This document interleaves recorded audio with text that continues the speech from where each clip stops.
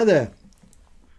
A while ago, I reviewed a series of books on VIP close protection, and I finished by reviewing what was, in my opinion, the best book on the subject, which is this one.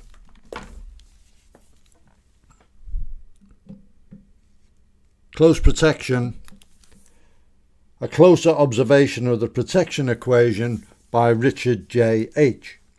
And as you can see, it's a really chunky read, and it quickly became the standard work on close protection. It's used by official agencies all over the world, and also by many of the commercial teams and training centres as course material. It really has the definitive material on the job of the close protection operator. It's profusely illustrated with photographic sequences and diagrams showing the foot escort drills, the vehicle escort drills, the attack on principal drills, individual bodyguarding, team, close protection teams, and so on. Lots and lots of information and diagrams about surveillance and counter-surveillance, for example. And it was published several years ago, and has quickly gone out of print, and second hand now it fetches up to a couple of £100. So it was a real investment. Now, Richard Aitch has now updated the book, and my copy arrived recently. Comes in this rather nice box, and then you've got the actual book inside. Again, the cover.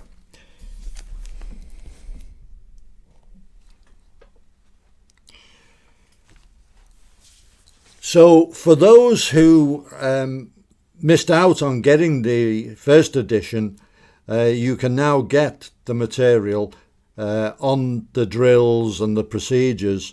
It's in the new book because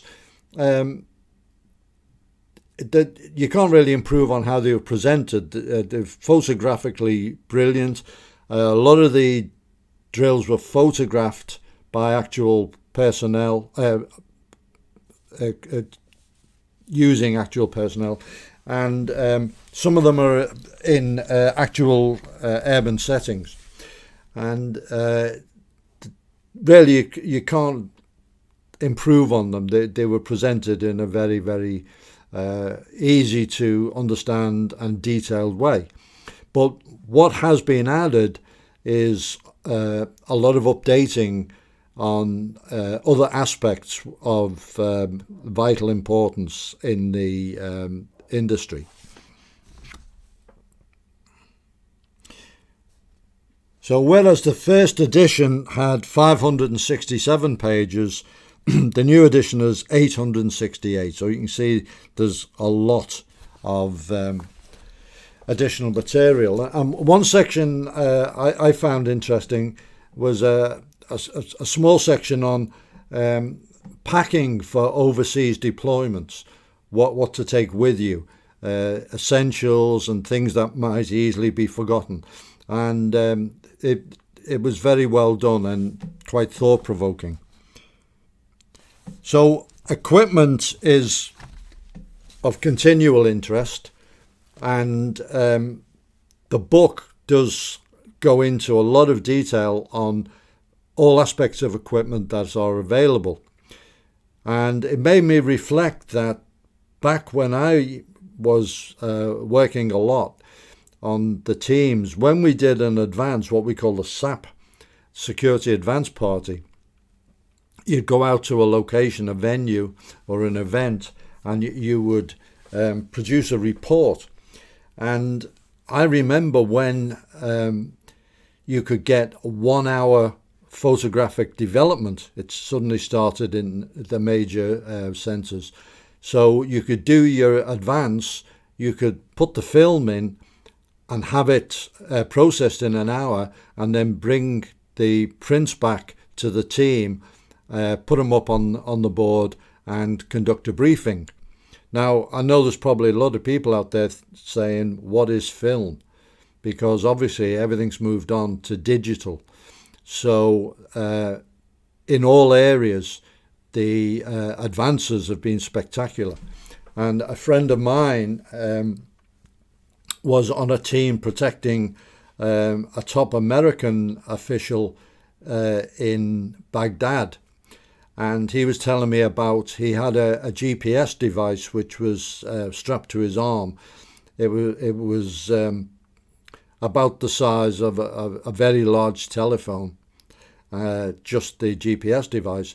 And they were available at the time, but the interesting thing was, because he was working for an American government official, he was able to get access to their satellite imagery of street level mapping of Iraqi cities, which at the time was revolutionary. Of course, now that kind of thing's available on any decent phone. So the advances have certainly been there. They've made the job easier. But on the other hand, they've also given the bad guys a lot of ways of gathering information or using technology against us. So that's something that has to be taken into account.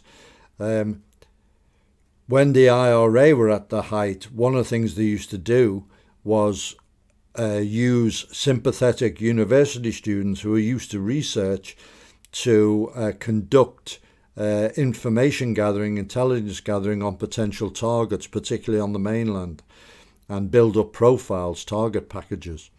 Now, of course, the ways of conducting research online are so easy at everyone's fingertips.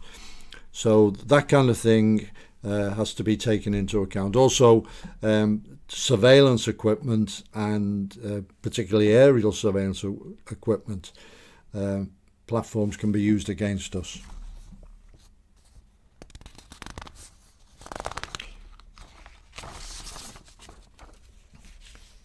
Some advice on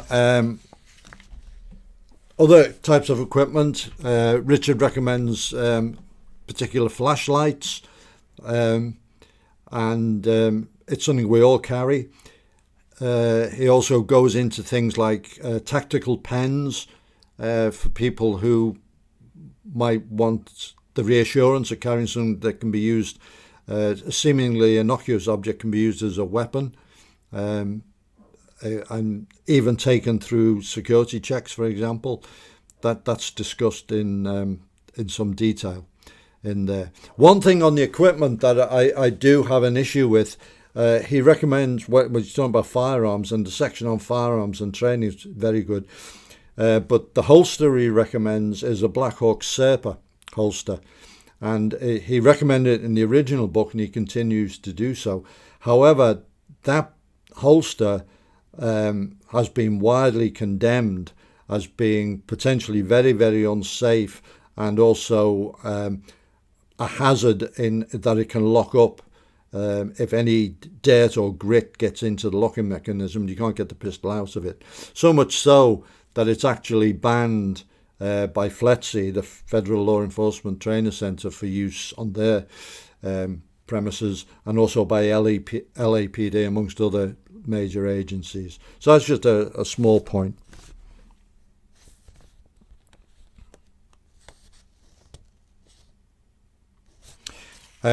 Quite a sobering point I found in the book was the amount of regulation and legislation that has come in recent years. And it really is something that the bodyguard must be aware of, and also in the training arena, where human rights, disability acts and things like this are all features. And it's a minefield that you have to be aware of. And the there's a big discussion on the SIA, Securities Industry Authority, which I'll talk about a little bit later as well. But one of the points that I found very puzzling was that they insist that, for example, if you've got a Swiss bodyguard or a bodyguard team, they're working in Switzerland for a major business entity over there. They're licensed by the Swiss government, which has a much higher standard than the SIA. The training is much more rigorous, and the national standard is high. If that VIP suddenly needs to visit London for a conference and so on, the SIA maintain that his protection must have a British SIA CP license, and the only way you get that is by having done the course over here, which is totally impractical. I mean, there are ways, I'm sure everyone can think of ways around it, travel as an aide or an advisor or something like this. But when you're liaising with official bodies, which you're doing quite often in the protection realm, it's a bit dodgy if you're actually not supposed to be working. And things like this, it's just ridiculous. It's legislation for its own sake. So as I mentioned, Richard has numerous problems with the SIA. And I echo most of them, because I think the SIA has been a backward step in many, many respects, in all branches of the security industry, but particularly in door supervision and close protection. I think they've got that wrong to a large extent. Now, Richard has been very, very vocal, both in his book and in articles I've read, on the fact that the SIA don't require any real hard skills training as part of the licensing course, which obviously is a big void. And if a VIP, whether he's British or international, travelling to the UK, hires a bodyguard, he would assume that the bodyguard is trained in all relevant skills.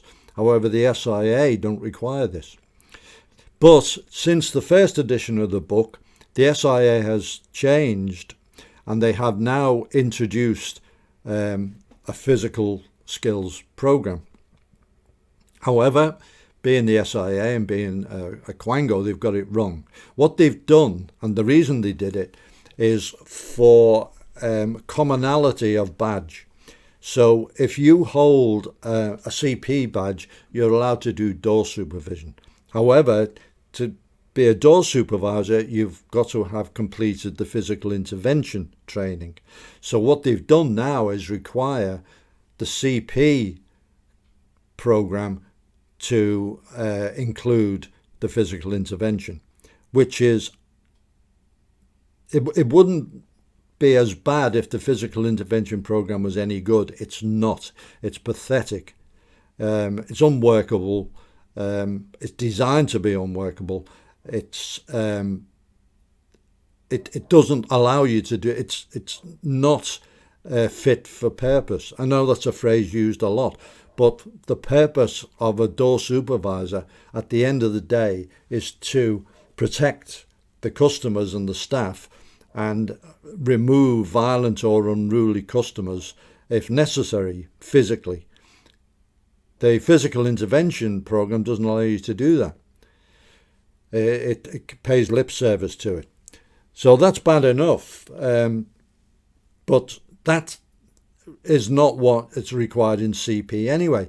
The job of the bodyguard is not to restrain people, generally speaking, in 90% of the cases. In the event of an attack on the VIP, a violent attack, you've got to put the man down as quickly as possible and regain protecting the VIP, which is your main job. So we call this the 5-second fight. It's all got to be over within 5 seconds. So that gives you a clue to the type of techniques. Very dynamic, using shock impact, mainly strikes or violent throws to put the man down, keep him down while you regain the formation and cover the VIP, because that's what the job's about. Not to restrain him, arrest him, handcuff him, or any of that kind of thing. So it's not fit for purpose for close protection. So that's one of the problems that the book outlines with the SIA, amongst many others. Another interesting part of the book concerns Richard's brushes with authority. I won't go into all the details, but during the recent years, the British law enforcement started looking at East European and particularly Russian oligarchs and examining their wealth and lifestyle, and looking for unexplained wealth and things like this. And Richard, for many years, was head of protection for one of these global figures. So the VIP comes into the heliport. Richard and a backup team go to meet him, and they immediately notice a surveillance. Two surveillance vehicles, one a taxi, black taxi, and the other a private car. Now, the thing is, one of the main jobs of the close protection team is to spot surveillance, because the maxim is any attack will be preceded by surveillance. Now, a VIP who has protection, by definition, has a threat on him. So the surveillance can be from that threat vector. Or it could be from opportunist criminals, could be from the media, looking for stories, keeping people under surveillance. Or it could be commercial intelligence, looking for business information. You don't know, but you pick up signs of surveillance. In this case, it was the National Crime Agency. And he burned them and made it very obvious they'd been spotted and avoided or eluded the surveillance. So the next time they went to pick up the VIP at the heliport, as they're in the backup car following him on the route, they are subject to a hard stop by marked police vehicles from the Met. And the guys get out of the cars, uniformed officers, but with two guys from the NCA, National Crime Agency, who arrest Richard and handcuff him for a completely spurious charge, which is explained in the book why it's spurious, and it's easy to understand why it is. After a bit, they release him and let him go on his way. He puts in a complaint both to the Met and to the Independent Office of Police Complaints, which is supposed to be the ones that you go to.